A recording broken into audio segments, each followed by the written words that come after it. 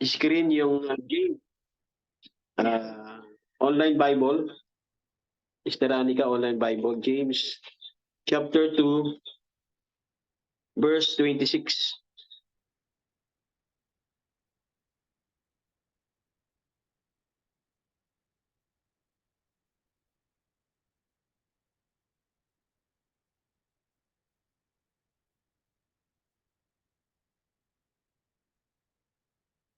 James chapter 2, verse 26. May labas ba sa screen yan? Okay, so yan. Ganyan na lang setup natin sa screen na lang.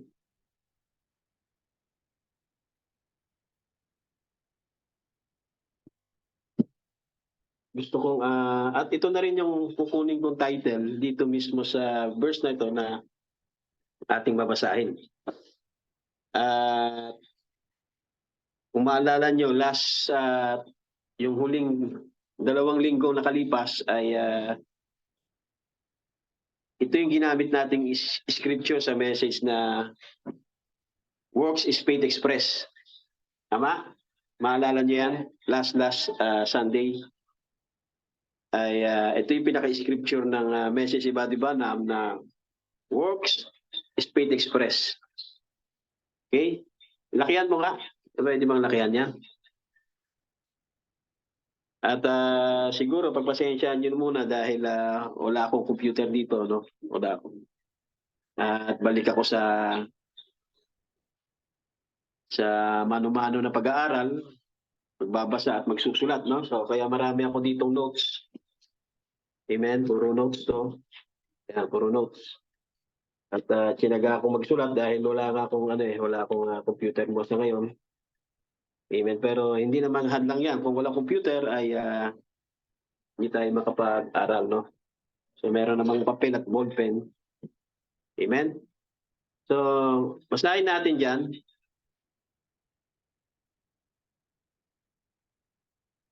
Teka, siguro magtyagaan muna tayo dahil wala akong laptop dito, no? Yan. For as body without the spirit is dead, so faith without works is dead also. So, ito na rin yung gusto kong gamiting title, no? Siguro sa pagkakataong ito ay gagamit ako ng sarili kong title. Amen? Na ang title natin ngayong umaga ay ang The Body, Faith Without Works is Dead. So yan yung title natin. Diyan natin mismo kinuha sa sinulat ni St. James. Amen? Siguro tayo manalangin muna upang ang Espiritu Santo ang siyang gumabay sa atin, lalo na sa kanyang muting lingkod na magsasalita ngayong umaga. Dakila at mahabaging Diyos, salamat Lord sa iyong biyaya at tabag sa amin sa araw nito at sa mga nagdaang araw at sa mga araw na darating pa sa aming mga buhay. Hanggang sa ikaw ay dumating at datnan mo kami, Panginoon, na may tunay na pananampalataya sa iyong salita. Salamat Lord sa blessing mo sa araw na ito at binigyan mo kami ng maaraw na panahon, magandang panahon upang kami Lord ay magkaroon ng magandang araw upang kami ay magkaroon ng fellowship. Narito ang iyong mga anak, mga kapatid na pumunta, Brother Aris, Brother Junel na kasama ko ngayon sa Dako ng Antipolo. Ay pagpalain mo sila at ingatan, Panginoon, sa araw na ito. Maging Lord ng mga kapatid sa online, sila din ingatan mo ang kanilang buong pamilya. Salamat sa blessing mo sa amin, sa kalusugan, sa kagalingan, sa pag-provide, Panginoon, sa mga pangangailangan at sa mga kalutasan ng aming mga suliranin sa buhay. Aming pinapasalamatan na masigit kaming dakila sa lahat, Panginoon, ang tao dito sa mundong ito. Dahil nasupukan kami, Panginoon, bilang iyong mga nobya sa mga mensahe may marinig ngayong umaga. Nawa, Lord, ikaw ang siyang manguna sa amin, maghayag sa itong mga salitang sinabi ni James, Panginoon, na ang pananampalataya na walang gawa ay patay. Ipaunawa mo sa amin ang tunay na kapahayagan o ano ang sinabi ng iyong propeta sa salitang ito na sinabi sa amin, na binasa sa aming scripture na ito. Salamat muli, Panginoon, kahabagan mo kami at patawarin mo kami sa aming mga pagkukulang sa iyo, sa aming mga kasalanan.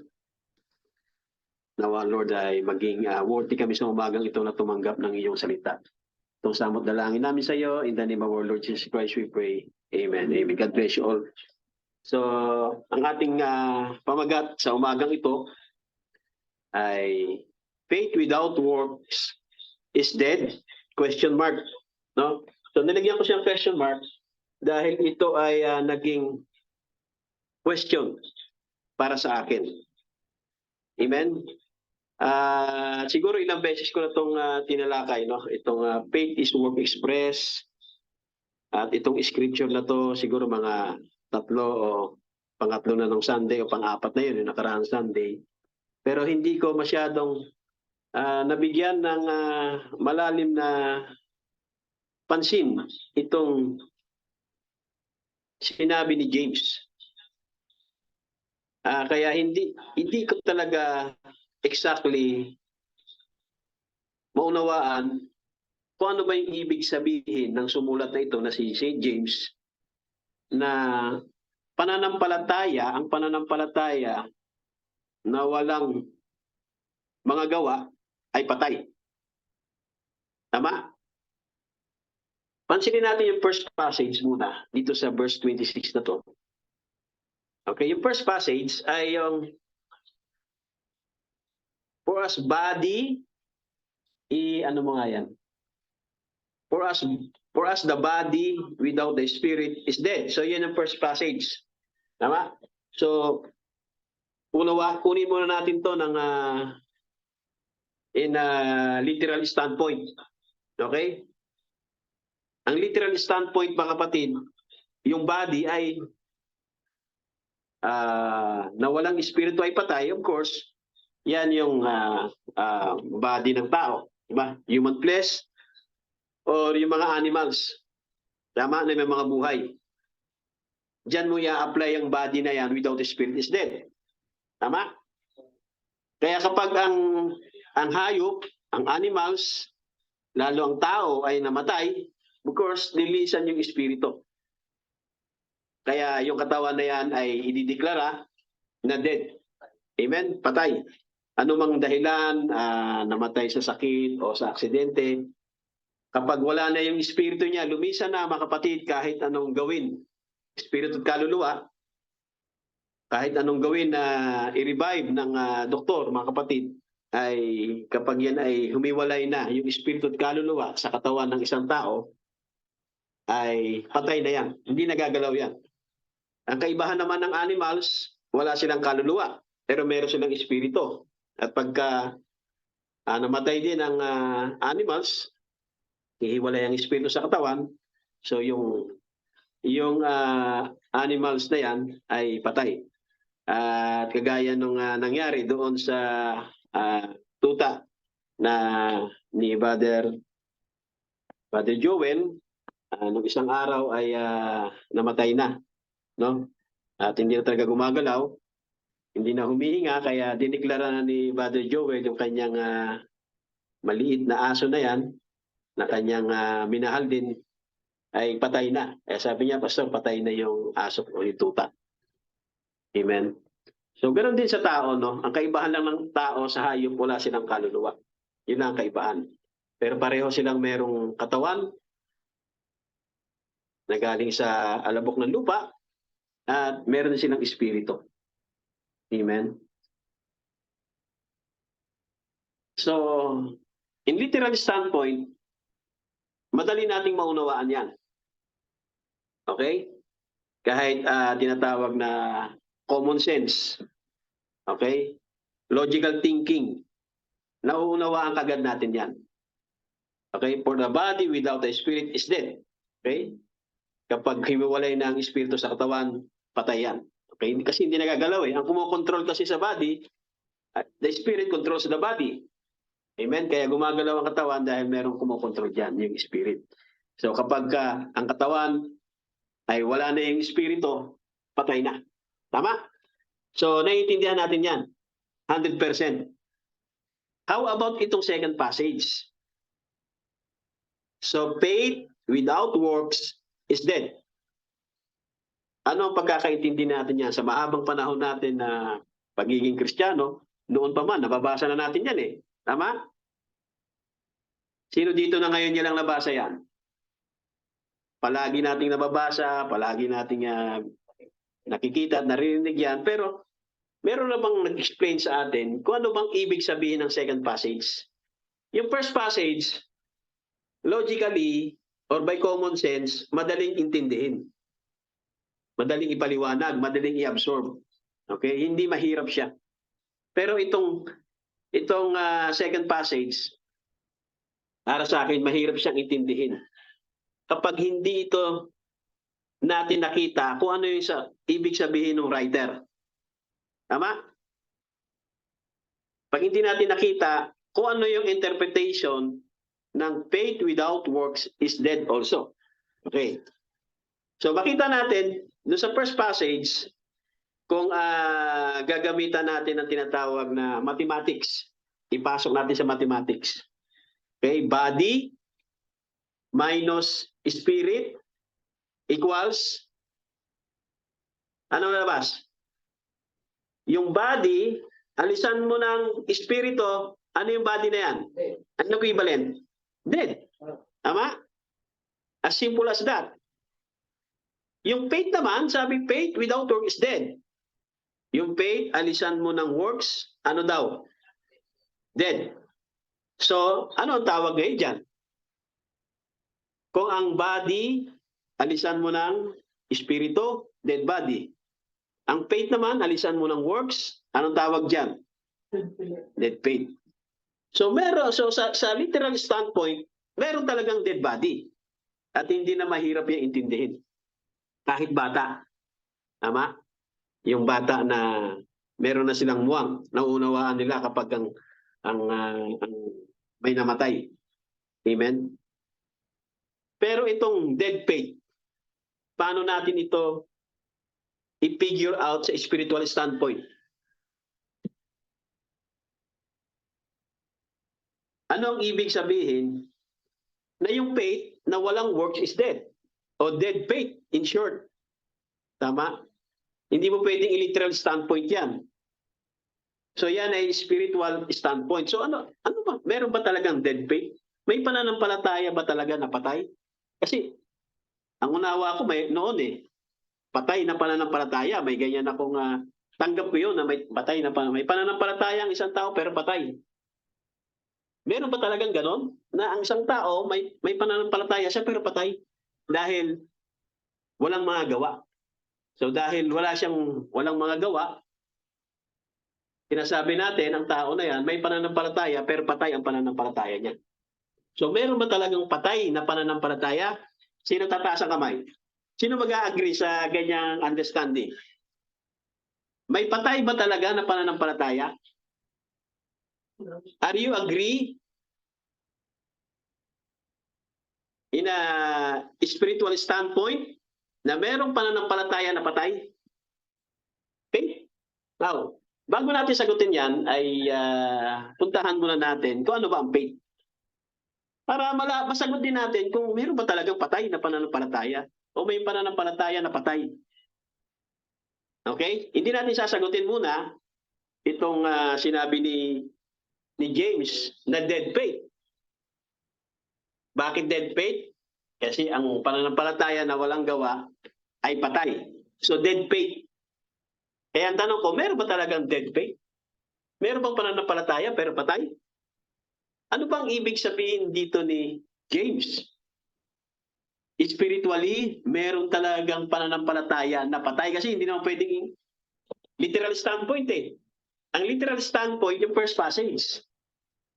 Tama? Yung body, amen, na walang espiritu patay, in literal, physical standpoint. Pero faith, spiritual yan. So in spiritual standpoint, Brother Felix, meron ba talagang pananampalataya na patay o dead faith? So yan yung question mark. Kaya ang title natin, Faith Without Works is Dead. Meron siyang question mark. Okay, yan ay tanong ko sa lahat, no, ng dito sa TNT, kung naniniwala ba tayo na merong faith na dead?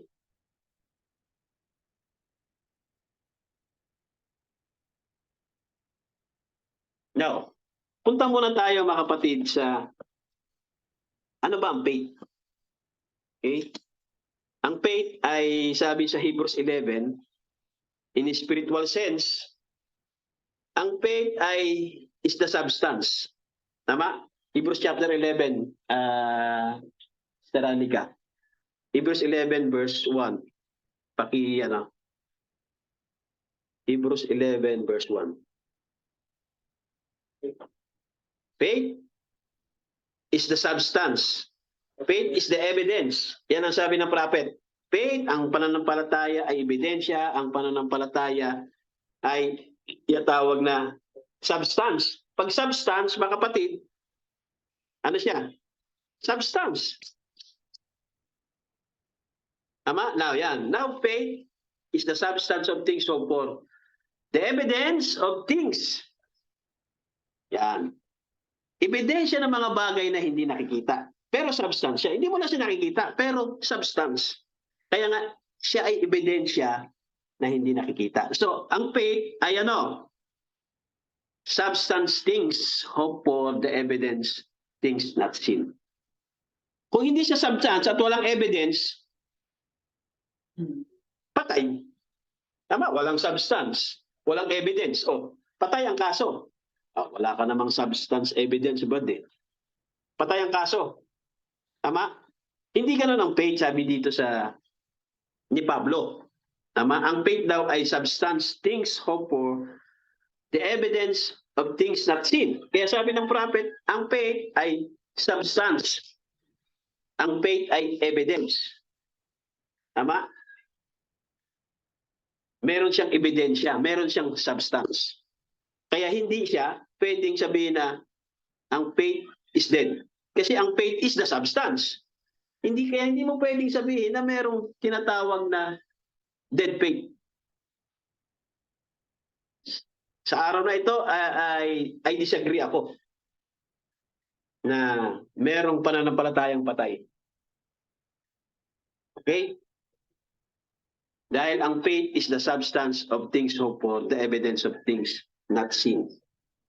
Okay? Now, ayon naman dito sa Romans, dito pa rin kay Pablo, no, sa Romans chapter 10, verse 17.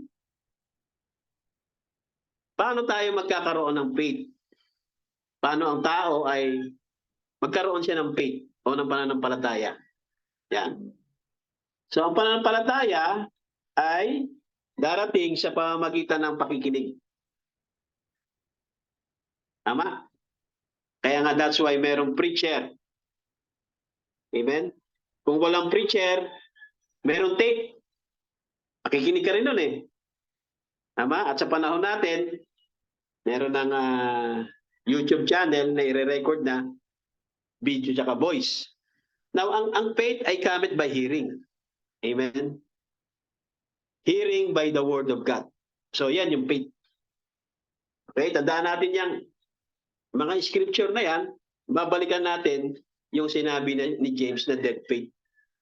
Ang faith na walang gawa ay patay. Meron ba talagang patay na pananampalataya? Amen? It seems na contradict ito sa sinasabi naman ni Pablo. Tama? Ang sabi naman ni Pablo sa Hebrews chapter 11, ang faith ay evidence. Ang faith ay substance. At ang faith is coming by hearing by the word of God. Gaano man kaliit yung faith na yan? Kasi meron sa Bible na tinatawag na mustard seed faith. Kanina, hinahanap ko yan eh.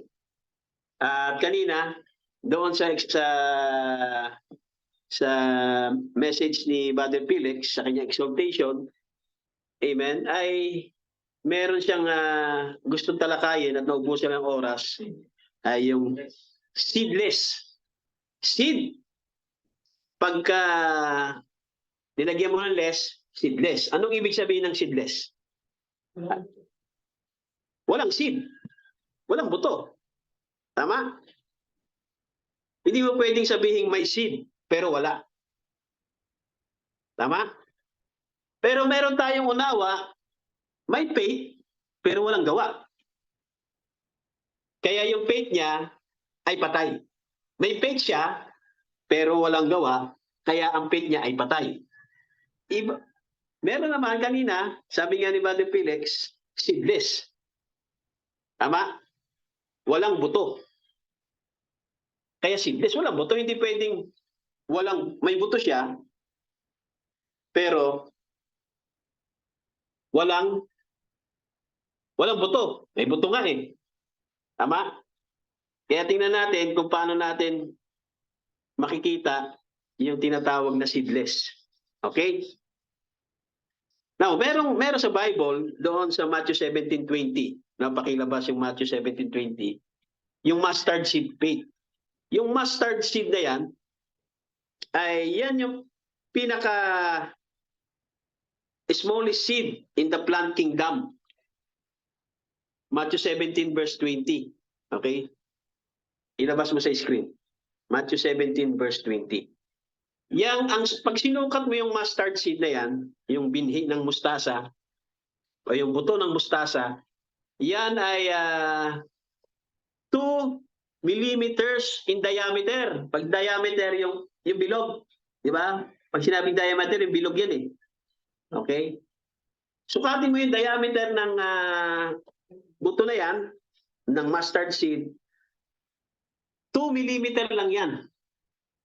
Kaya, ang mustard seed, siya yung smallest seed sa plantilla ng plant kingdom. Okay? Yan. And Jesus said unto them, because of your unbelief. Pag sinabing unbelief, wala siyang faith. Wala siyang seed o seedless. Kaya sabi niya, verily I say unto you, if you have faith, pananampalataya, na gaya ng grain of mustard seed. So, yung faith ay nilantulad sa mustard seed. So, kaya tinawag yan, di ba, na faith seed faith, mustard seed faith. Okay? He shall say, kaya kung meron kang pananampalataya na gaya ng isang grain of mustard seed, pinakamaliit na seed sa plant kingdom, ay sabihin mo sa bundok na ikaw ay lumipat doon sa kabila. Amen. And nothing shall be impossible. Okay? Siya ay malilipat. So, mustard seed faith pa lang yun. How much more kung yan ay tinatawag natin na rapturing faith. Di ba? Ang gagaling natin. Tama? Rapturing faith. 7 thunder. 7 seal vision. Di ba? Pero, problema, wala tayong healing faith. Ba't ganon? Bakit may mga pinagpipray tayo na mga karamdaman na inihiling natin na hindi agad natin natatanggap ang kagalingan? Amen? Pero itong mustard seed faith, kapatid, sabihin mo sa bundok, speak to the mountains. Lumipat ka doon sa kabila. Mangyayari kung meron kang tinatawag na seed faith o mustard seed faith. Okay? At sa Matthew 13, merong parable. Okay? Basahin natin sa Matthew 13 verse 31-32. Matthew 13, 31-32. Merong parable diyan na maunawaan natin. Yan. Verse 13. Yan, 13. 13 lang. Yan. 13. Therefore, I speak to them in parables, because they see not, and hearing, they hear not. Yan yung neither do they understand. Yan yung kalagayan natin. Tama? May mga ganyang mga sabihin nating mananampalataya. Tama? May mga ganyang mga Kristiyano na merong paningin pero hindi nakikita, merong pandinig. Narinig natin, pero hindi natin naunawaan. Katulad din itong subject natin na faith without work is dead. Nauunawaan ba talaga natin yan? O baka ngayon na natin maunawaan? Meron ba talagang pananampalataya na patay? Meron ba ganun talaga?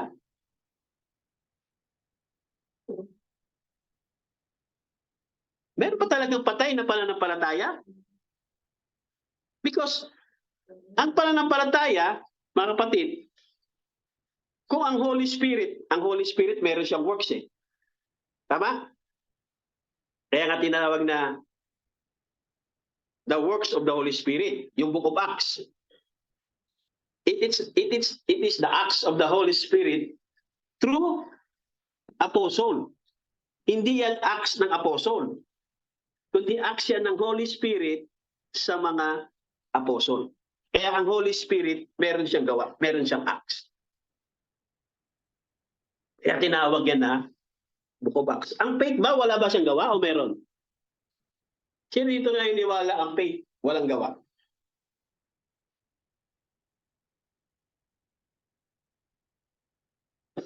Ang faith ba, walang manifestation?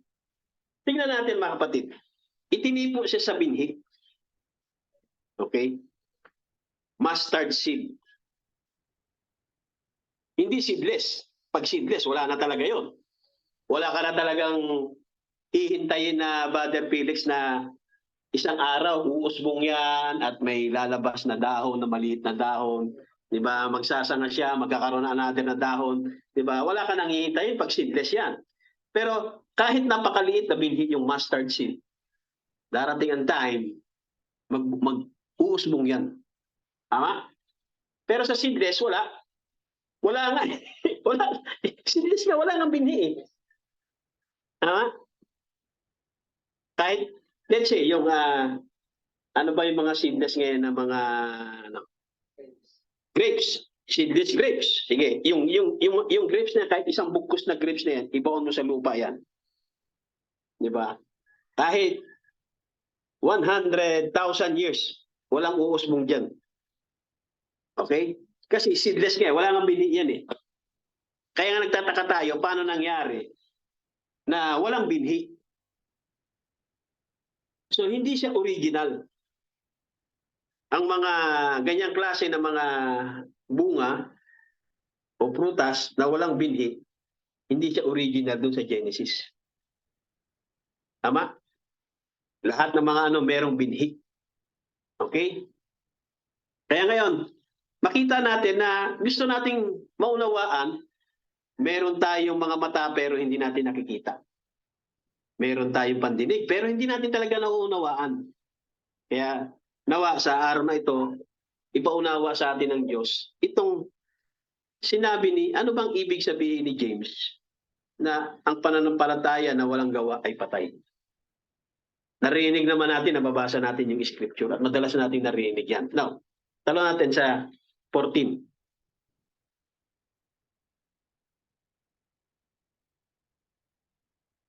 Sa 14 ay ano yung binabasa natin? Matthew 13. Matthew 13, 1:8. 1:8 na tayo muna. 1:8. Matthew 13, 1:8. Matthew 13, 1:8. Yan. 1:8. 13, 1 to 8. Hindi. Matthew 13, verse 1. Verse 1 muna. Unawain muna natin itong Matthew 13. Kasi nga itinipo nga sa mustard seed, sa binhi. Okay, and the same day went Jesus out of the house and sat by the seaside. Maraming tao ang nag-gather. The great multitudes were gathered together unto him, so that he went into a ship and sat. And the whole multitude stood on the shore. And Jesus, and he spake many things unto them in parables, saying, Behold, A sower went forth to sow. Okay. Mga hasik. And he sowed some seed, fell by the wayside. Okay, yung ibang mga binhi ay nahulog doon sa wayside. And the fowls came and devoured them up. So ano nangyari sa seed? Kasi nahulog doon sa wayside eh. Kaya nung dumating yung mga tinatawag na ibon, diba, ay dinibor nila yan. Dinagit. Okay, tinuka. Yung ibang binhi naman, verse 5, some fell stony places. Doon naman sa batuhan nahulog yung mga binhi. Okay? And where they had not much earth, walang lupa, walang masyadong lupa kasi batuhan nga eh. And for weed they sprang up because they had no deepness of the earth. Walang lalim, hindi umugat kasi walang masyadong lupa eh, batuhan eh. Kaya hindi siya nag-ugat. Kaya nangyari, ano nangyari? And when the sun was up, tama, sobrang init ng araw, they were scorched, and because they had no root, they withered away. Patay. Okay? Yun ang nangyari sa napunta sa batuhan. Yung napunta naman, mga kapatid, sa wayside ay kinain ng mga ibon. Sa verse 7, some fell among the thorns, and the thorns sprang up and choked them. Na-choke sila. Dahil doon sila nahulog, doon sa mga thorns. Okay? But, pangilan na yan? Pang-apat na. Yung isa ay wayside, stony places, at doon naman, pangatlo ay doon sa thorns, among the thorns. Pang-apat, mga kapatid, yung binhi ay nahulog saan? Sa mabuting ground. Anong nangyari nung yung binhi na yan ay nahulog sa mabuting ground? Nag-brought forth fruit. At ang iba sa kanila, some 100-fold, some 60-fold, some 30-fold. Tama? Lahat yan ay binhi, walang seedless dyan. Yeah? Yung ibang binhi nahulog doon sa wayside, kinain ng mga ibon. Tama? Ang iba naman ay nahulog sa batuhan, hindi tumagal, namatay kasi hindi nagugat. Ang iba naman ay nahulog doon sa mga thorns, sa mga tinik. Tama? Kaya na-choke sila. Okay? Namatay din. Pero yung ibang mga binhi ay nahulog doon sa mabuting ground. Some, kaya yung mga binhi na yon dahil napunta sa mabuting ground, nagbunga sila. Nagkaroon sila ng manifestation. Nagkaroon sila ng works. Dahil binhi siya eh. So depende pala kung anong ground mahuhulog yung binhi. Tama? Ano ba ang ibig sabihin dyan ng mga binhi na yan? Okay?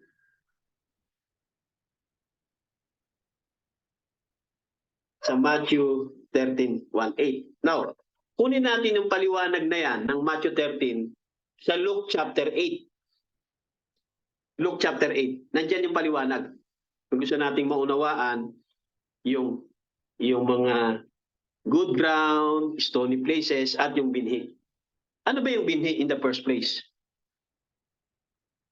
Luke chapter 8, verse 4. Nandiyan yung paliwanag ng Matthew 13. Ayan. And when much people were gathered together, were come to him out of every city, speak by a parable. And a sower went out to sow his seed. And as he sowed, some fell by the wayside, and it was trodden down, and the fowls of the air devoured it. Yan din yung sinabi. Verse 6, and some fell upon a rock. As soon as it was sprung up, it was withered away because a lack of moisture. So dito kay Luke, mas detalyado. Okay. And some fell among the thorns, and the thorns sprang up with and choked it, and other fell a good ground, sprang up and bare fruit an hundredfold. And when he said these things, he cried, and he that an ear to hear, let him hear. Okay? Ano ba yung binhi dyan? Okay, basahin natin sa tinatawag na hanggang 11. Okay? Sa 10, and he said unto you, it is given to know the mysteries of the kingdom of God, but to others in parables. That seeing they might not see. Kaya ibinigay yung parable para hindi nila makita. Hindi nila maunawaan. Ganon din tayo. Faith without works is dead. Hindi natin naiintindihan yan. Kaya, parable sa atin yan. Kasi, wala nagpaliwanag eh. Ano ba ang ibig sabihin talaga dyan yung sumulat si James? Meron ba talagang patay na pananampalataya? Kasi kung yung kanyang statement lang ang ating babasahin, yes, faith without work is dead. So may patay na pananampalataya. Kaya ang tanong ko, meron ba talagang patay na pananampalataya? May pananampalataya ba talaga na patay? That seeing they might not see, and hearing they might not to understand. Okay. Kaya ngayon dito, binigay na yung paliwanag. Sa 11. Now, the parable is this. The seed is the word of God. Now, the word of God. At ang word of God ba ay patay? Kanina binasa natin sa Romans 10:17. Ano sabi doon? Sa Romans 10:17. Ano sabi? Naalala nyo? 10:17. Ano yung faith? Cometh by hearing, and hearing the word of God. Okay? Dito naman sa verse 11, yung seed daw ay word of God. Kaya ang tanong ko ulit, meron bang faith na patay? Di ba? Kasi sabi doon sa verse 11, yan, verse 11, yung faith daw ay yung seed daw is the word of God. Kaya nga meron tinatawag na mustard seed faith. Kasi yung seed dyan ay faith. Tama? At ang seed ay word of God. May word of God na patay? Paano nagiging patay ang word of God? Paano nagiging patay ang pananampalataya? Namamatay ba ang faith? Namamatay ba ang word of God? Namamatay ba ang seed? Kasi faith nga eh. Now, doon sa parable kanina, namatay. Tama? Kasi nga, tinuka sa wayside. So, ano naging problema? Ano ang naging problema?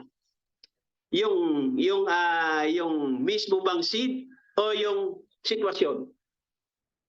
Yung surrounding? Yung lugar? Yung pinaglagyan? Yung pinagbagsakan? Yung kalagayan? Ang kalagayan ay wayside. So doon naging problema. Hindi problema yung seed. Kasi may seed nga eh. Hindi naman siya seedless eh. Tama? Sumunod naman ay nahulog naman doon sa batuhan. May seed, wala. May word of God, wala. Meron. Pero ang problema, hindi bumaon. Hindi bumaon yung Hindi nagbaon sa ground. Kasi wala nga masyadong lupa, puro bato eh. Hindi umugad sa ground. Kaya nung sumikat ng malakas ang init ng araw, mga kapatid, namatay. Tama? Pero yung napunta doon sa good ground, nagbunga siya 100-fold pa. So ano ang problema? Seedless? Ang problema ba faith? O yung pinaglagyan ng problema? Yung vessel. Tama? Kaya nga, ang seed is the word of God. Okay. Tuloy natin. Now, balik ulit tayo, mga kapatid. Balik ulit tayo doon sa first passage. Body without spirit is dead. In literal standpoint, tama yon. Wala na masyadong paliwanag. Patay talaga pag wala na espiritu at kaluluwa. Pag hayop, espiritu. Kasi wala namang kaluluwa hayop eh. Okay? Pero yung faith without work is dead. Dead faith, may pananampalataya na patay? Meron bang ganyang faith?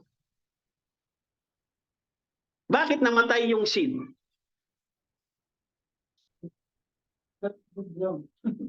Ba't namatay yung seed doon sa stony place, sa rocky? Umusbong naman siya, Brad. Hindi naman agad siya yung namatay kasi nga may seed eh. Tama? Umusbong nga, kaso batuhan. Umusbong naman siya eh. Tama? Hindi kaya na ugat. Nag-grow naman siya eh. Kasi nga seed siya.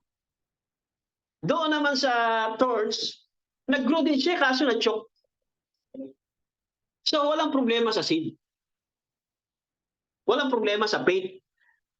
Ang problema, yung pinaglagyan. Ang problema yung vessel. Ang problema yung kung saan nahulog.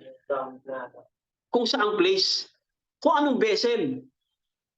Kung anong klase ng ground. Yun ang problema. Hindi problema yung seed. Kasi seed yan eh. Tama? At ang faith ay cometh by the hearing and the hearing of the word of God. Tama? Sino yung nag-hear? Yung taong nag-hear siya. Tama? Kaya nga, ang tanong natin, meron ba talagang faith na namamatay? Kasi yung seed nga, hindi nga naman siya namatay eh. Tinuka lang siya. Pero hindi sinabing namatay. Umusbong pa siya eh. Diba sa stony places, umusbong pa. Tama? Doon sa mga turn, umusbong din siya kaso na-choke up. Pero umusbong siya kasi binhi siya. Tama? Nag-grow din siya sa maikling panahon. Kaso hindi tumagal. Amen? Tuloy natin, no? Pag sinabing faith, mga kapatid, faith is perfect. Kaya nga tinatawag nating perfect faith. Genuine faith. Okay? Pero meron ding tinatawag na term na mental faith. Okay? Intellectual faith. Yan, may mga ganyan. It's just a term. Tama? Ano ba yung tinatawag na mental faith o intellectual faith? Siguro takbo na tayo mga kapatid sa the message. Okay? Sa message, takbo tayo sa table. Sa message na so i-type mo, there's something wrong somewhere. Type mo lang, search. There's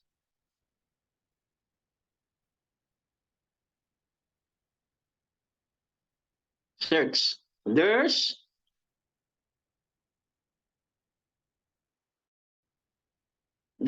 may S may apostrophe S. There's something wrong somewhere. Yan.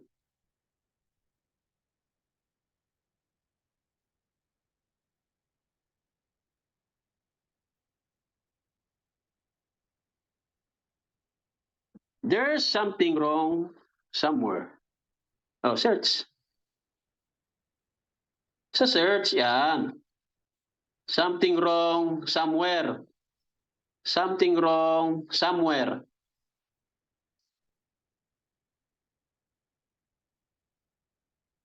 Yan, sa message na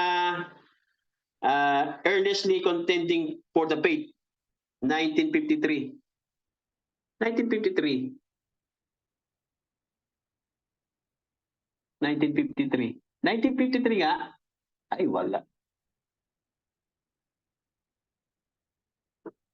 I-type mo lang, something wrong somewhere.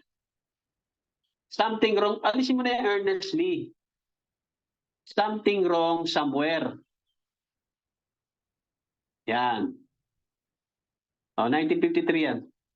I-click mo doon. Yan. Yan.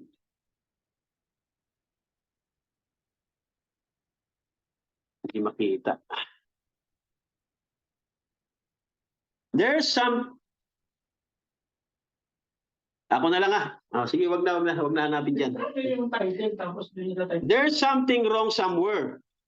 You got a mental faith instead of a heart faith. So, merong mental faith. Pag sinabing mental, sa isip yon. Pag sinabing mental faith, believing faith yon. Believing. Hindi talaga yan yung faith is the substance. Iba yung sinasabi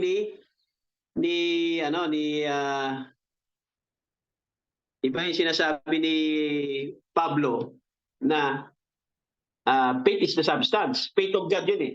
Pero itong sinasabi ni Buddy Branham na mental faith, ito yung tinatawag na believing faith sa ating isip, sa spirit realm, sa mental. Hindi pa yan yung faith of the Word of God. Okay? Kaya kapag meron ka ay mental faith, imbis na a heart faith, yun ang magiging problema. Okay?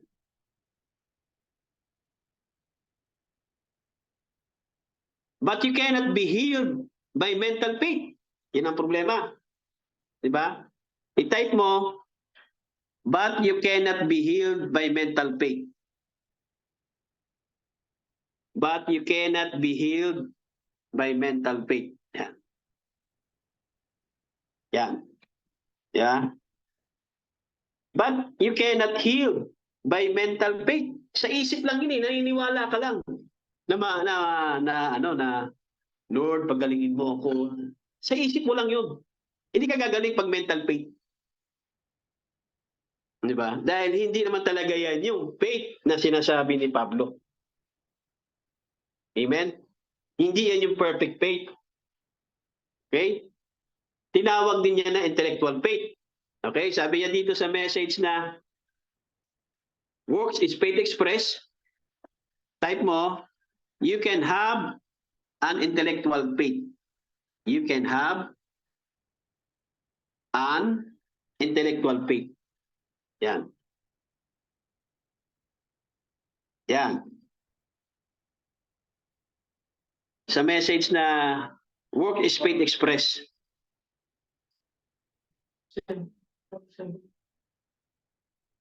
You can have. Wala. Wag na. Basahin ko na lang. You can have an intellectual faith by hearing the word of God. Yan. You can have an intellectual faith. Yan. Okay. Ayan na. You can have an intellectual faith by hearing the word of God. Kasi nga, faith is covered by the hearing and the hearing of God. Okay. Yan na. Ngayon, by the hearing of the word of God din, magkakaroon ka lang ng intellectual faith. Pero hindi yung Hebrews 11. Iba yung Hebrews 11 na faith eh. Okay? Perfect faith yun eh.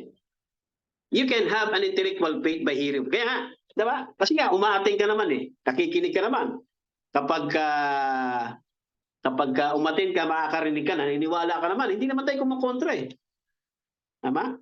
At ilang taon na tayo nakikinig. Ilang taon na tayo nagsisimba sa mga pinanggalingan nating churches. Kung ano na ang kalokohan na napakinggan natin eh. Pero naniniwala tayo. O anong mga maling turo ang napakinggan natin, pinaniniwalaan natin. Ano ang tawag doon? Intellectual faith sa pamamagitan din ng Word of God.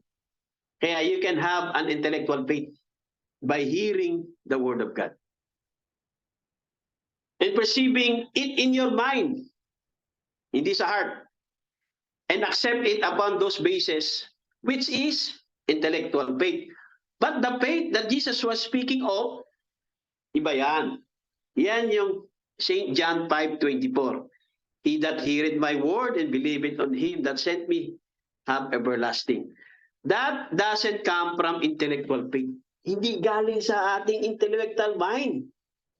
Na dahil naniwala lang tayo, bright na tayo, paano kung mali nga yung napaniwalaan natin? Katulad ng pastoral headship. Faith ba yan? Pero grabe yung works natin. Grabe yung pagsamba natin. Grabe yung takot natin. Nakalabanin yung pastor. Kasi pag wala kang pastor, wala kang rapture eh. Wala magre-represent sa Diyos pag wala kang pastor. Di ba pininiwalaan natin yan? Anong tawag dyan? Perfect faith ba yun? Pero Word of God din, narinig natin. Tama? Eh sabi niya, that doesn't comes from intellectual faith. That comes from born-again experience o sa man thinketh in his heart. Sa puso, yung faith ay sa heart. Pero yung intellectual faith ay sa mind. Okay? He's born again and it comes from his thoughts, his soul. Not from his mind, but from his soul. Doon yung tinatawag na perfect faith. Doon sa kaluluwa. Hindi sa mind. Pag mind, believing lang yan. O tinawag na intellectual faith. Tama? Kapag intellectual yan, pwedeng mamatay o hindi? Pag intellectual yan, may tinatawag na tunay bang manifestation yan? May manifestation din. Pero hindi siya genuine faith. Tama? Kaya yan yung dapat na ma-check natin, no? Balik tayo uli doon. Is our life is worthy of the gospel? Check natin. Baka mamaya intellectual faith lang tayo. Diba? Baka hindi pa talaga tayo nagkakaroon ng tinatawag na faith sa ating soul. O hindi pa nakwikwiken yung mustard seed faith.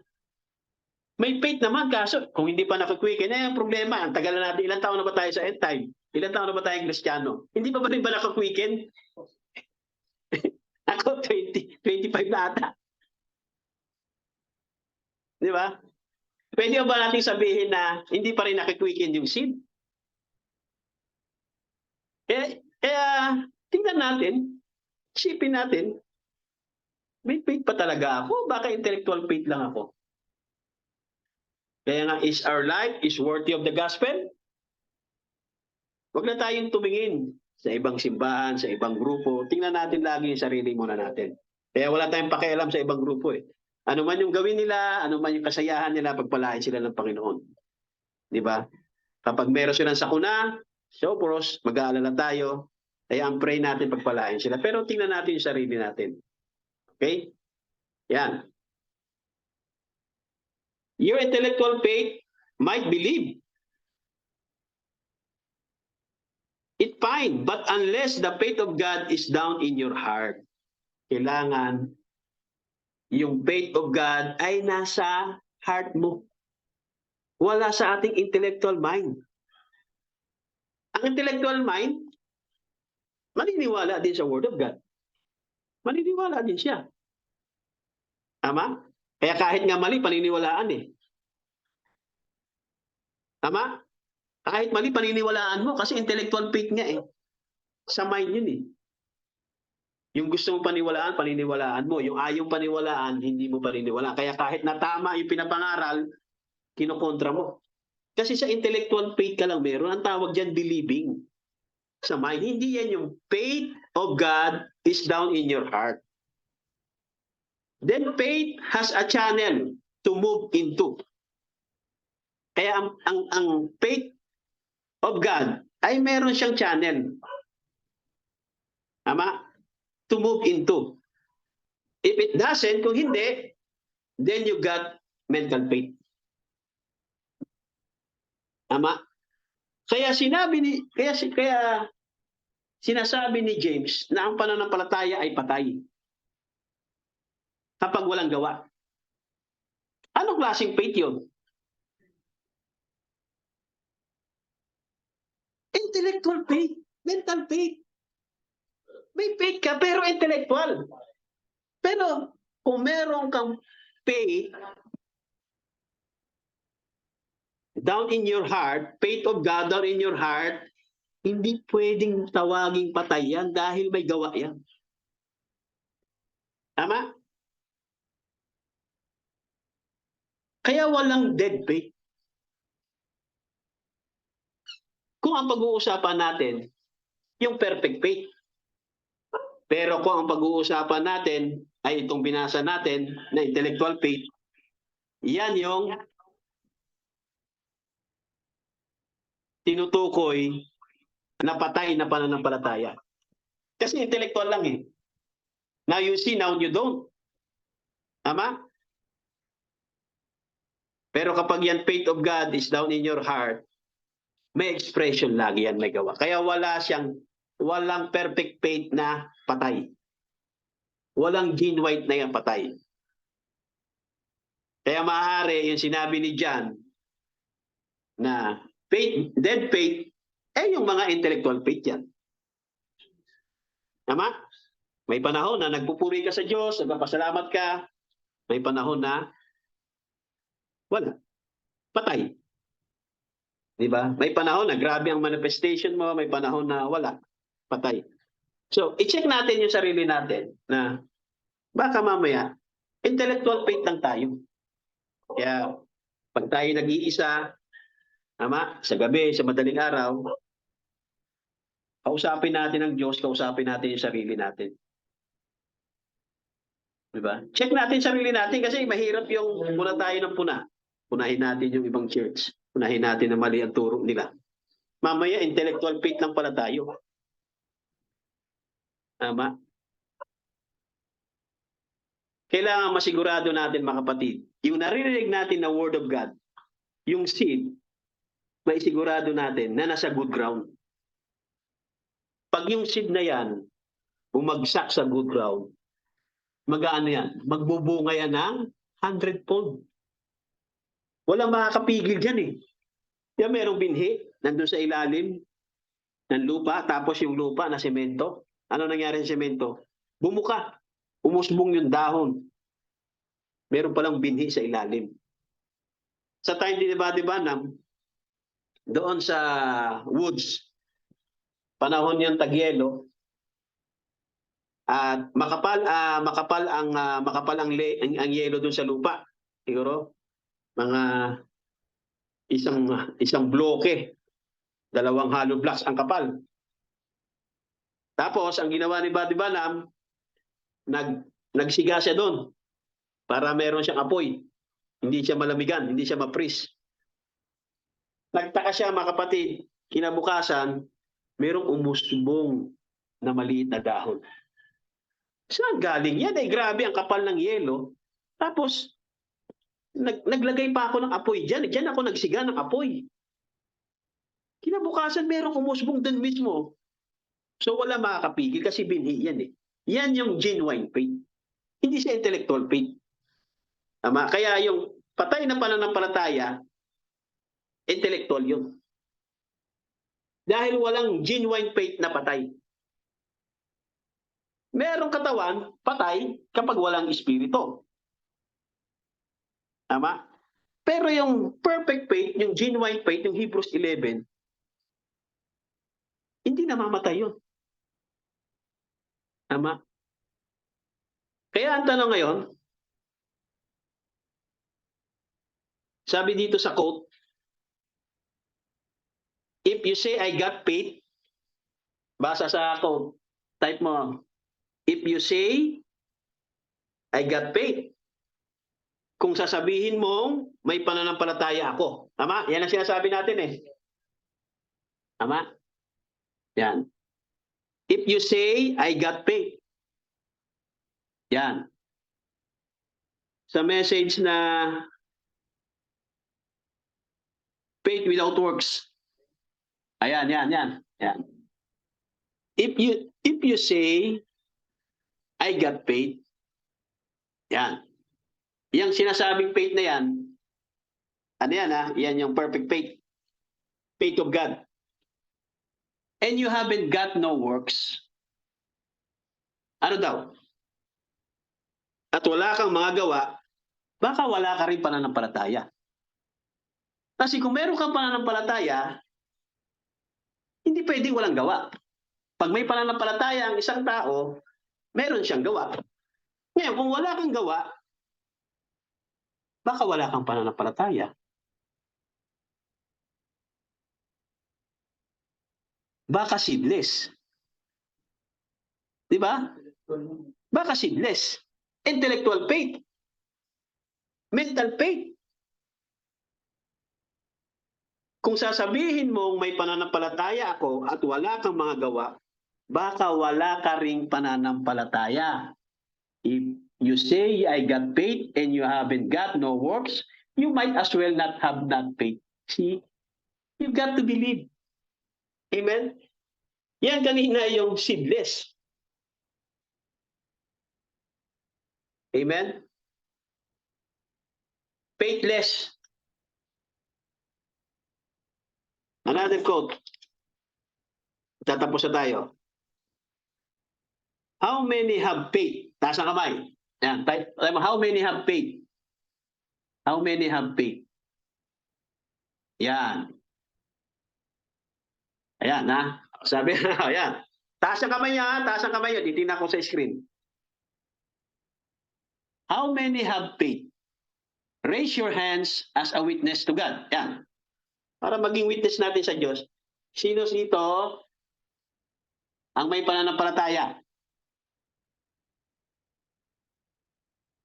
Tama? Sabi niya, raise your hands as a witness to God. Now, your faith without your work is dead. You might as well not have faith if you're not willing to put it to work. Kung hindi ka willing to put it to work, ano? Seedless. Faithless. Hindi pwede na yung faith wala siyang works. Ang faith may works siya. So sino ba talaga ang walang faith? Yung faith o yung tao? Yung tao ang walang perfect faith. Pero meron siyang mental faith. Believing faith. Kaya minsan natatalo siya kapag negatibo. Tama? Natatalo siya ng circumstansya. Minsan, yung word of God napupunta lang doon sa wayside. Minsan naman napupunta sa good ground. Kaya grabe yung manifestation mo.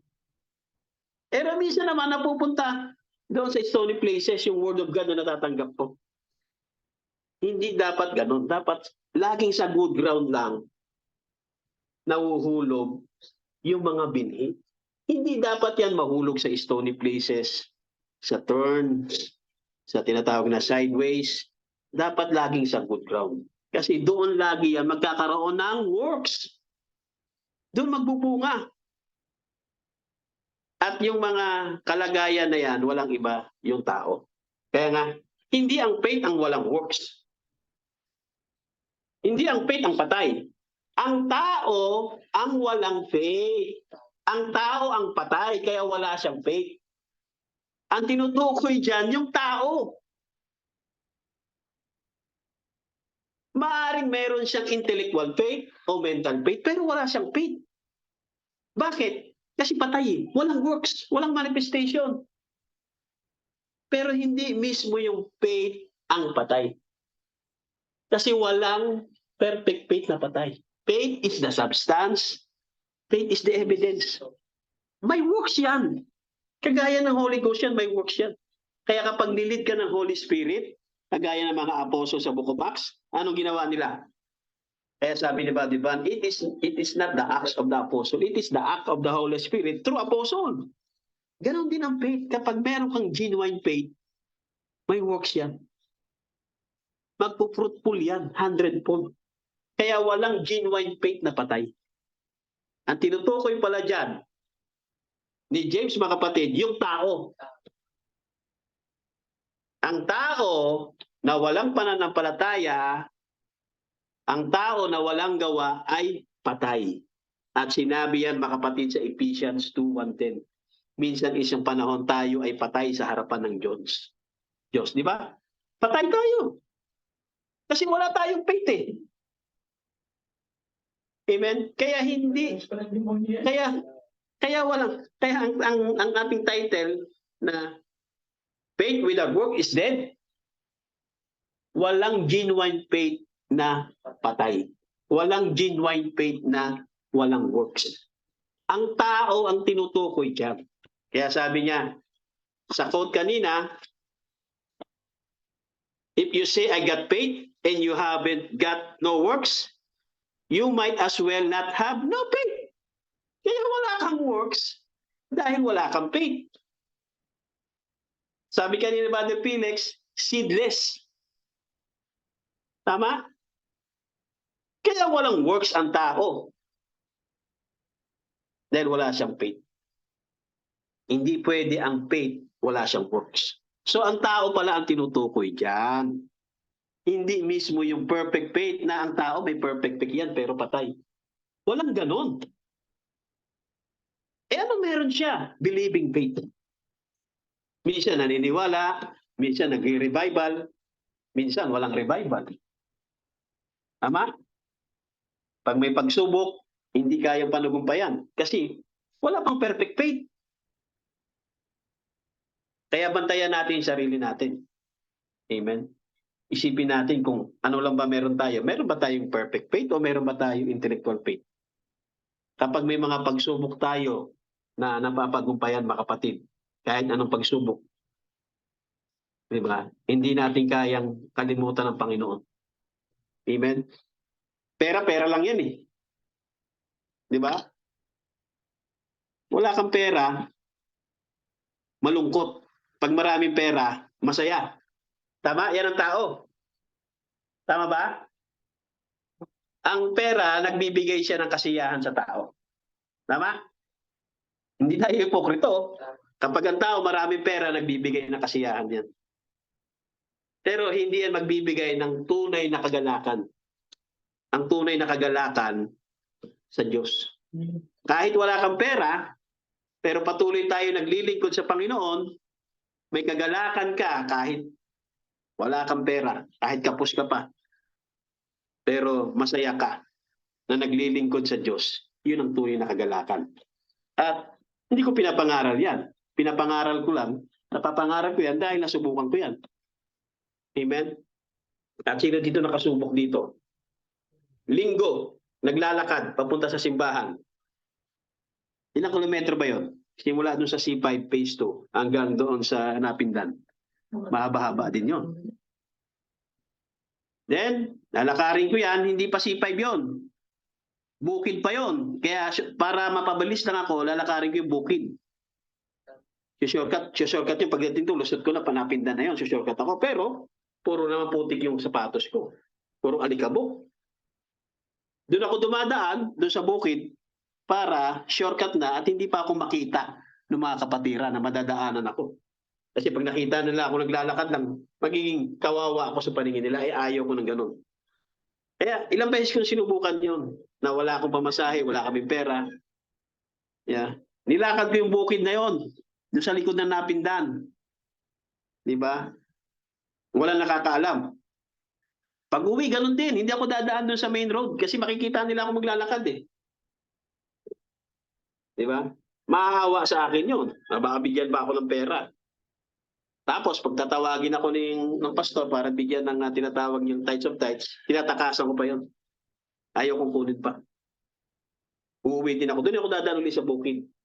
Diba? Ganon din pag gabi, pag Friday, pag Wednesday, maglalakad ako noon. Pero hindi na sa bukid. Mahirap na maglakad sa gabi sa bukid eh. Doon ako dadaan sa mga shortcut, sa mga looban, para hindi na makita. Lalakarin ko lang. Ganon din pag uwi, lalakarin ko din yun. Kasi nga, hindi nga hadlang yung wala kang pera. Tama? Hindi hadlang yung magastos. Hindi hadlang yung tinatawag na malayo. Tama?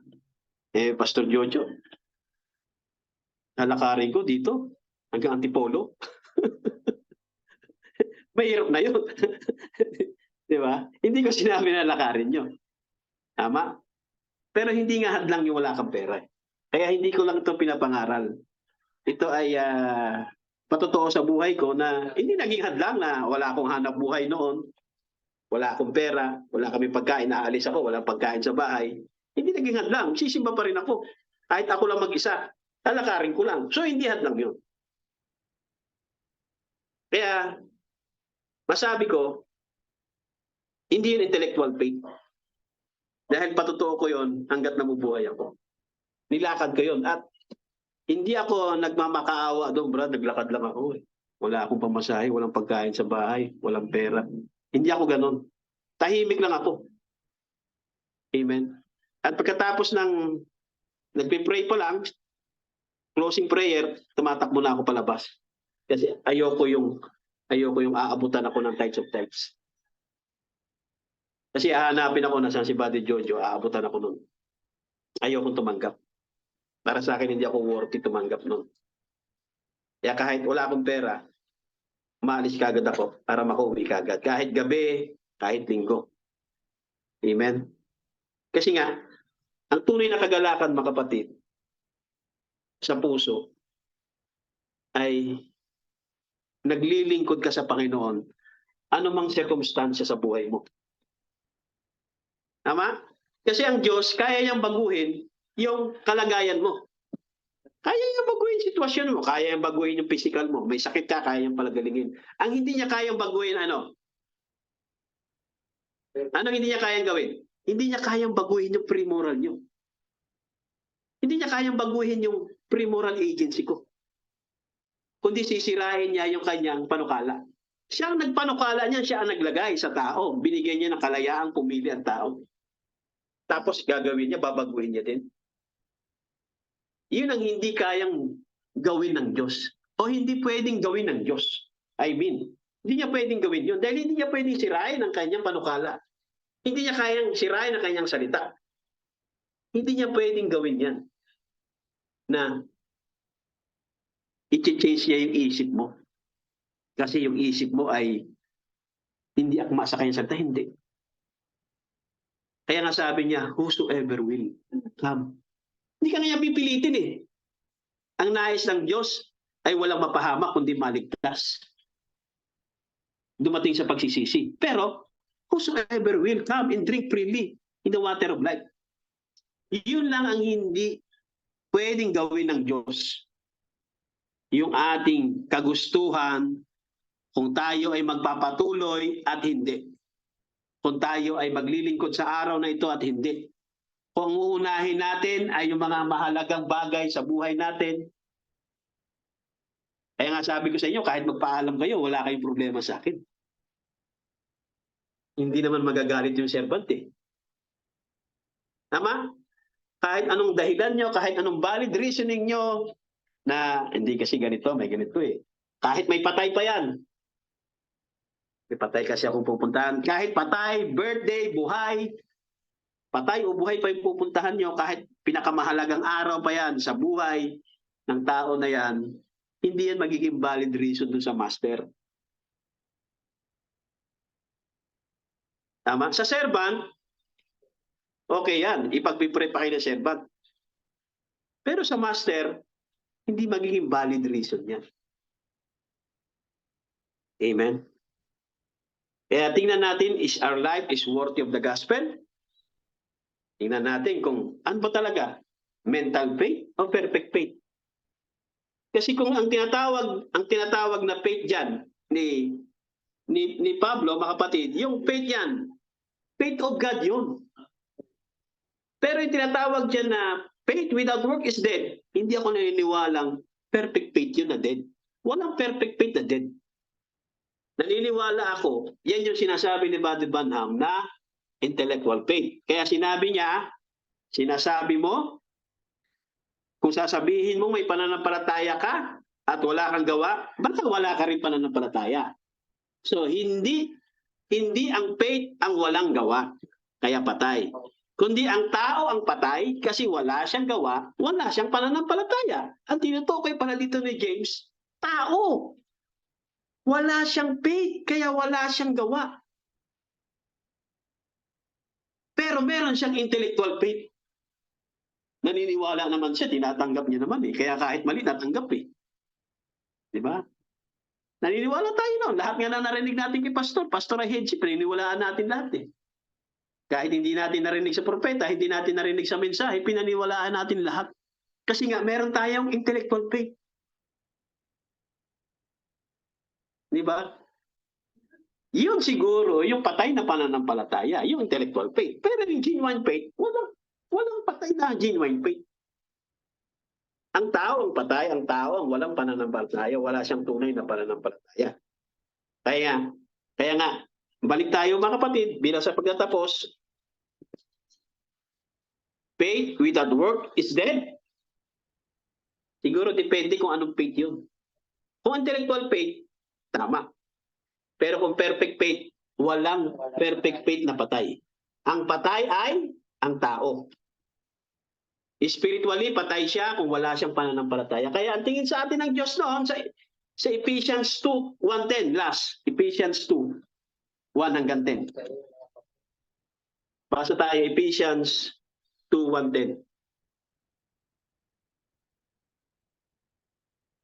Yan tayo magkuklose.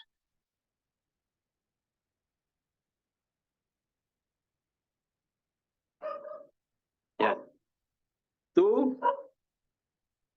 1-10. Ephesians chapter 2, 1-10.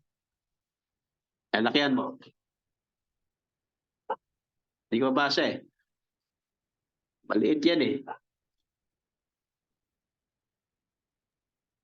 Wait lang ba nagluluto? Ayan, okay na. And you had quickened, we were dead in trespasses, in sins. Yan. Patay tayo. We were dead in trespasses and sins. Tuloy. Where in time past, ye walk according to the course of this world, according to the prince of the power of the air, the spirit that knoweth, the spirit that now worketh in the children of disobedience, among whom also we all had conversation in time past, in the lust of our flesh, fulfilling the desires of the flesh and in the mind, and whereby the nature of the children of wrath, even as others. But God, who is rich in mercy, for his great love wherewith he loved us, even we were dead in sins, yan, tayo'y patay, wala tayong faith eh. Tama? Pero na born again, had quickened us together with Christ. Ayan, born again na. May faith na. Tama? Kaya habang ang hindi pa naboborn again, walang faith. Tama? Ano lang meron siya? Intellectual faith. Kaya walang genuine faith na patay. Walang genuine faith na walang works. Okay, hindi ko na basahin yan mga kapatid. Siguro hanggang doon na lang mga kapatid. Basahin nyo na lang yung scripture na yan ng buo. Nawa, pagpalain tayo at naunawaan natin mga kapatid yung kung ano ba talaga, sino ba talaga yung walang work, sino ba talaga yung walang faith. Hindi yung perfect faith, hindi yung genuine faith anong walang works. Walang ganong faith. Tama? Kaya faith without work is dead. Kung ang tinutukoy nating faith ay genuine, walang ganon. Pero sa intellectual faith, merong ganong tao na meron siyang intellectual faith, tama, at wala siyang works. Pero kung meron kang genuine faith, meron kang perfect faith, nag-o-obey ka sa lahat ng commandment. Lahat ng commandment. Kasi meron kang genuine faith eh. Yung mga perfect order, perfect program. Tama? Yung pagbibigay sa Panginoon. Number 1, yung oras. Secondary na lang yung ganon. Number 1, yung oras. Yun ang dapat. Yun yung pagbibigay sa Panginoon. Yung oras. Bigyan mo yung oras ng Panginoon. Tama? Bigyan mo yung oras yung sarili mong makapakinig, makapatid. Kailangan sa wayside lagi. Masigurado natin sa wayside. Kasi pagka yung seed, yung word of God, narinig natin, ay nasa stony places natin lang inilagay. Hindi mag-uugat yun. Pagdating ng pagsubok, wala. Bagsak. Laging sa good ground. Kaya nasa atin na yan. Amen. Kaya I hope naunawaan natin mga kapatid itong ating pag-aaral ngayon na tinatawag na faith without work is dead. Amen. Ang wala talagang works pala yung tao kasi wala siyang faith. Tama? Yung tao ang hindi pa na born again, of course, faithless siya. Tama? Seedless siya. Kapag hindi ka pa na born again, seedless ka pa eh. Pero naniniwala ka na. Natatamnan ka na. Sa isip lang yon, sa mental lang yon, sa spirit realm, naririnig mo. Kaya nga, kahit na naririnig natin, hindi natin naiintindihan. Tama? Meron tayong tainga, naririnig natin, but we don't understand. Pero kapag meron kang perfect faith, mauunawaan mo na, I believe, mga kapatid, naunawaan natin ngayon ang mensahe sa araw na ito. Tama? Kung naunawaan natin ngayon, mga kapatid, I believe na lahat tayo, mga kapatid, ay merong genuine faith sa oras na ito. Amen? At kapag meron kang genuine faith, meron kang perfect faith, meron kang compassion. Tama? Meron kang pag-ibig, meron kang tunay na pag-ibig sa iyong kapwa, lalo sa iyong mga kapatid. So pag-pray natin ng mga kapatid natin, mga kapatid, na kung saan ay patuloy nating makasama, patuloy nating makapiling, at patuloy silang ingatan ng Panginoon na lahat sila ay nasa in good health. Hindi man natin alam kung ano man yung kanilang tinatawag na financial status, financial problem, hindi natin alam. Ang tanging pinagpipray lang natin palagi ay yung kanilang safety. Amen. At ang kanilang tinatawag na health. Dahil mahirap. Di baling wala ka ng pera. Tama? Huwag lang magkasakit. Kaya masarap yung walang pera, walang utang. Yun ang masarap. Walang pera pero walang utang. Yun ang gusto kong kalagayan. Kahit yun na lang lagi. Mahalaga, walang pera, walang utang, walang sakit. Sino gusto yan? Ako gusto ko yan. Di ba walang pera? Pero kung pagkakalooban tayo ng Panginoon at nanalangin tayo sa Panginoon, hintayin natin. Maghintay tayo ng blessing. Tama? Kahit pa umabot ng 25 years, 30 years yan, amen, ibibigay ng Panginoon yan. Okay, gaya nila Abraham, nila Moses, nila Noah. Nag-antay sila ng mahabang panahon, 50 years, 40 years, 25 years bago dumating ang tinatawag na promised son. So, meron din tayo, mga kapatid, ay ilang taon pa lang naman tayo, 2 years or 3 years, patuloy lang tayo maghintay sa pangako ng Panginoon. No? Ayoko kasi ng lilimos. Ama, hindi ako yung pastor ng lilimos para makapagpatayo ng church. Maraming pastor ng lilimos. Ipinopront niya yung kahirapan ng simbahan niya. Pastor, tulungan niyo naman ako. Diba? Tulungan niyo naman pagpatayo yung simbahan namin kasi simbahan namin ganito, wala kaming lupa, sira yung bubong namin. Diba? Maraming pastor kaya ng lilimos. Diba? Susulat sila para manglimos.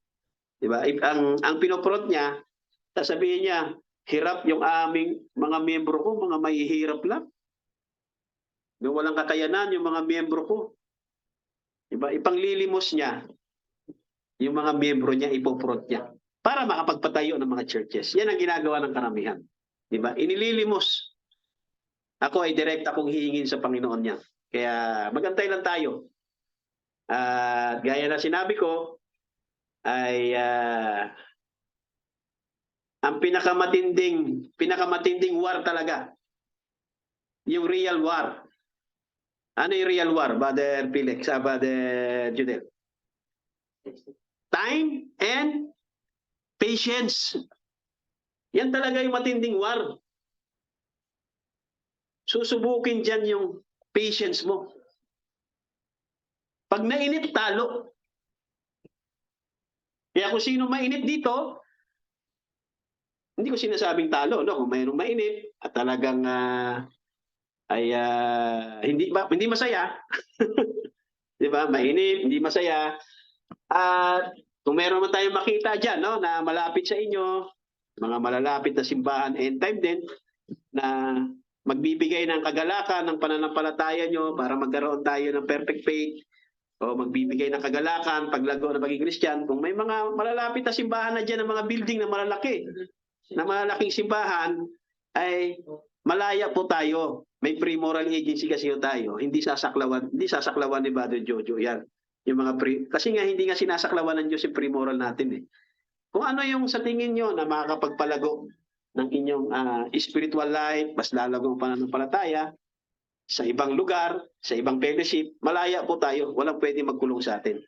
Okay? Kaya nga sa akin dito, ay time and patience.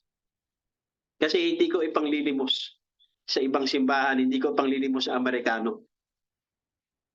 Kaya nga, lagi ko sinasabi sa inyo, yung nag-offer sa akin ng church, patay na nga eh. Di ba? Patay na. Hindi pa ako mismo yung nagsabi sa kanya, Pastor, tulungan mo naman ako. May lupa ako doon sa Antipolo, baka pwedeng tulungan mo ako patayo ng church. Hindi. Diba? Siya mismo yung nagsabi sa akin, nagulat ako, sabi niya, Pastor Joe, kung gusto mo nang makapagpatayo ng simbahan, sabihin mo lang sa akin agad. Sabi niya, meron ako mga kaibigan abroad, makapagpatayo tayo ng simbahan mo. Sabihin mo lang. Hanggang sa namatay siya, hindi ko sinabi. Diba? Go signal ko na lang noong time na yon. Kaya kung ginawa ko yun mga kapatid,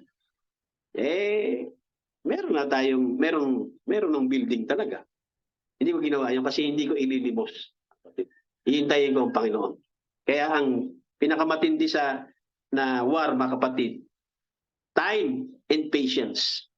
Ganon ang ginawa nila Moses. Ganon ang ginawa ni Abraham. Time and patience. Amen? Pero siyempre, hindi ko naman, ang Diyos kasi nakakita ng ating faith eh. Tama? Hindi ko nakikita faith nyo. Ang nakikita ko, works. Ang tao, ang nakikita niya, yung gawa niya. Kaya sasabihin ng tao, meron siyang faith. Pero ang Diyos, nakikita niya yung kanyang faith. Hindi yung works. Tama? Kasi sa kanyang foreknowledge, nakita niya na yung works eh. Mas una niyang nakita, higit niyang nakita yan sa foreknowledge niya, kaya tinawag na predestination.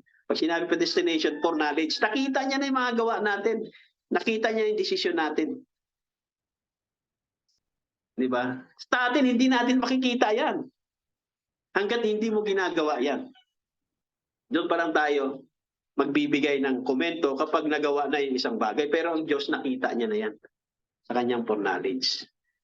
Amen? Kaya yan ang lagi ko sinasabi sa inyo na ang pre-moral mga kapatid ay kalayaan ng tao na binigay ng Diyos. Hindi niya pwedeng sirain yan. Tama? Pag gusto mo na pumunta sa isang lugar, di ba? Susunod na ako atin. Kasi may importante akong mahalagang bagay. Importante na, mahalaga pa. Di ba? Sa sunod na Sunday na lang ako. Di ba? Hindi sasaklawan ng Diyos yan. Hindi babaguhin ng Diyos yan. Hindi, brother. Kailangan magsimba ka ngayon. Hindi babaguhin ng Diyos yan. Hahayaan ka ng Diyos. Tama? Hayaan ka lang ng Diyos. Kasi hindi niya pwedeng saklawan yung pre-moral agency natin, kundi lalabag siya sa sarili niyang salita. Kasi kung babaguhin niya lang pala yung pre-moral natin, bakit pa tayo binigyan ng pre-moral? Anong silbi ng pre-moral kung babaguhin niya rin pala? Di ba? So yan ang hindi pwedeng gawin ng Diyos sa tao. Tama? Kaya laging tandaan niyo mga kapatid, yung young rich man, binago ba ni Jesus yung decision ng young rich man? Di ba? Basta sinabi lang ni Jesus, come and follow me, sell all thou hast, ayaw niya. Binago ba ni Jesus? Binago ba ng Diyos ang decision ng young rich man? Hindi. Kasi pre-moral niya yun eh. Ganon din sa lahat ng tao mga kapatid. Hindi pwedeng, hindi gagawin ng Diyos na babaguhin niya yung ating free will. Pero, hindi pwedeng, hindi nakita ng Diyos nung una pa man yung ating free will. Nakita niya na yon. Yan ang ibig sabihin ng foreknowledge. Yan ang ibig sabihin ng predestination. Nakilala ka na niya, nakita niya na. Nakita niya na yung desisyon mo. Nung una pa, hindi ka pa sinisilang. Ama, hindi pa itinatatag ang sanlibutan, nakita niya na yung magiging desisyon mo. Kung magsisimba ka ngayong linggo, o aating ka sa birthday, o sa party, nakita niya na yan. Sa 2024, next year, nakita niya na yun. Kung anong gagawin mo sa 2024, kung anong mangyayari sa iyo, kung ano yung magiging desisyon mo, kung ano yung magiging plano mo, sa 2024, nakita na ng Diyos yan bago itatag ang sanlibutan. Iyon ang tinatawag na predestination. Kaya hindi kanya pipilitin na tumanggap ng buhay na walang hanggan kung sa pre-moral mo ayaw mo. Di ba? Kaya whosoever will. So yan lagi ko binabanggit na ganon din ako kung ang Diyos hindi niya pwedeng gawin yun. Ako din. Hindi ko rin pwedeng gawin yun na nasasaklawan ko yung pre-moral niyo. Tama? Ang kailangan lang natin dito sa fellowship na to ay maging tapat, maging honest lang tayo. Amen. Meron tayong good communication. Basta tapat na samahan, may pag-ibig, may paggagalangan. Tama? May respeto. Basta wag natin alisin yung respeto, wag natin alisin yung honesty. Maging honest tayo. I-respect natin ang bawat isa. Meron tayong kababaang loob. I believe yan yung magiging tali ng fellowship. Kung dumating ang time na mag-change ng mind, lagi ko nga sinasabi na PM nyo lang ako. Tama? Kasi hindi naman tayo nagkukulong dito. PM nyo lang. Kung merong napupusuan na isang fellowship na sa tingin nyo mas lalago ang pananampalataya, mas lalago ang faith, ipag-pray pa natin yan. Yung mga nagsalita nga na against, pinag-pray ko pa eh. Tama? Yung mga nanapot pa sa akin, di ba, nagsalita pa na, pinag-pray ko pa siya na makahanap siya ng fellowship na makakatulong sa kanya sa pangangailangan niya, maging mabuti siya, maging masaya siya. Pinag-pray ko pa yun. Hindi tayo nagsalita ng hindi maganda. Kaya I believe naman, nangyari naman yun, ano? Napunta siya doon sa fellowship na kung saan ay para sa kanya, na makakatulong sa kanya. So ganoon din, kung dumating ang time na makakita tayo ng fellowship na mas masayang fellowship, mas malaking fellowship, di ba, na every Sunday talagang, kasi siyempre malayo sa Antipolo eh. Di ba, Brother Felix? Gustuin man natin na maglinggo-linggo ay malayo talaga, kahit pa sabihin pa natin na may pera, talagang mapapagod. Tama? Mapagod eh. Yan yung magiging reason natin. Intellectually, yan ang magiging reason talaga natin. Malayo, magastos. At yan ay accepted, mga kapatid. Yung ganyang reasoning. Diba? Na malayo, kapagod, kaya pero siguro yung online na lang, wala lang siguro may reason pag wala pa. Di ba? Online na lang. Siguro. Kung walang cellphone, kunyari nanakaw yung cellphone, sira, nalobat, ay may valid reason yan. Di ba, Brother Rolly? Nalobat, nasira, walang internet, walang wifi, may bagyo, valid reason yan. Pero yung may cellphone ka naman, may online ka naman, nagbe-Facebook ka, di ba? Maganda naman signal, siguro hindi na magiging valid reason yan. Maliban na lang kung mayroon ka pang hinahanap na ibang fellowship na magpapasaya sa'yo. Kaya nga, open tayo sa ganyan, no? Kung meron pang mas magpapasaya sa atin na ibang fellowship, mas lalago yung ating pananampalataya outside dito sa TNT, maging honest lang tayo, maging ano lang tayo mga kapatid, maging honest lang, no? Paalam lang at ibibigay natin, i-release natin with a blessing, no? Hindi tayo mag-release dito ng curse. Okay, kundi laging blessing. Amen. At alam niyo naman ay kapag nagkakaedad na pala, Brother Felix, dito mo na na-realize na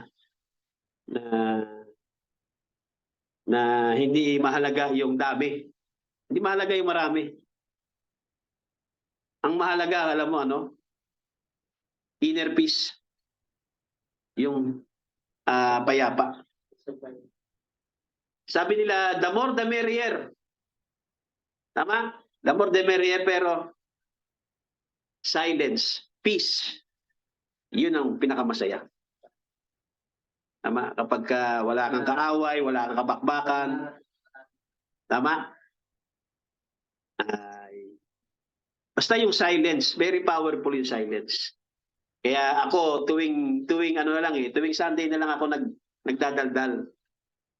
Monday to Saturday, tahimik lang ako. At makita nyo, tahimik din yung ating GC, no? Doon sa aralan. So, siguro may season na darating ang time. Masaya ka na tahimik. Diba? Wala akong mga kausap na ibang tao. Kundi dito na lang. So, darating ang time. Basta, the older you get, the more quiet you become. Habang nagkakaedad ka, the more quiet you become. Ayaw mo na ng debate, ayaw mo na ng away-away. The older you get, amen, gusto mo tahimik lang. So, ganun lang sa akin, mga kapatid. Dito lang ako sa bahay, no? Sa Antipolo, Balampasig, Antipolo. Hindi ako nagpupunta kung saan-saan. At ang lagi ko lang pinaghahandaan lagi ay yung mensahe para Sunday. Ilan lagi pinaghahandaan ko. Tama?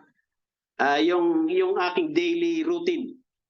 Nagagawa ko yung daily routine ko dito sa bahay, sa family, lalo sa mga aso, sa mga anak ko. Diba? May dalawa pa ako nag-aaral. Nagagawa ko yung mga daily routine ko. Pag nagawa ko na yung daily routine ko, masaya na ako doon. Tatahimik na ako dyan. Uupo na ako, magsiselfone na ako. Tapos magbabasa-basa na ako ng spoken word. Amen. Mag-aano na ako ng Facebook, Messenger. Ito na lang. Wala na ako masyadong interaction sa ibang mga outside sa TNT, wala na ako masyadong interaction. Amen. So darating ang time kapag nag-mature na tayo, masaya tayo na tahimik. Yeah, that's why, wag na tayo mag-usap. Wag natin pag-usapan kung ano yung ginagawa ng ibang churches. Hindi ako interested. Diba? Kung ano yung ginagawa nila, pagpalain sila ng Panginoon, gumago sila sa pananampalataya, yun lang yung prayer natin, no? Pero yung pag-uusapan natin, yung hindi na. Tama? Huwag natin pag-usapan yan. Yung mga spirit, yung mga karakter, sa huling panahon, may mga pastor na ganito, pero yung magdadrop ng name, huwag na. Tama? Ako, madalas ako nag-i-example, kasi spirit yun kailangan mo i-expose. Pero yung mag-drop ng name, ay huwag na. Tama? Para hindi rin tayo mabakbakan. Okay, so yun lang mga kapatid, nawa pagpalain na ng Panginoon, nawa naunawaan natin itong sinabi ni James na ang pananampalataya na walang gawa ay patay. Ako, hindi ako naniniwala, personally, hindi ako naniniwala na merong perfect faith na patay. Hindi ako naniniwala. Walang ganon. Ang tao, kapag wala siyang perfect faith, wala siyang gawa ng Espiritu. Tama? Kapag wala siyang perfect faith, wala siyang gawa na makapagpapalugod sa Diyos. Okay? Pero ang tao, pwede siyang magkaroon ng intellectual faith. Maniwala sa lahat ng maririnig niya. Intellectual faith. Pero walang perfect faith na patay. Ang tao ang patay, ang tao ang walang faith, ang tao ang walang gawa. Yan ang nakita ko sa mensahe sa araw na ito, mga kapatid, na sinabi ni James na ang pananampalataya na walang gawa ay patay. Hindi perfect faith ang tinutukoy niya. I believe with all my heart, ang tinutukoy yung tao na walang perfect faith. Pero meron siyang intellectual faith. God bless you all. At binabalik ko na kay Brother Felix.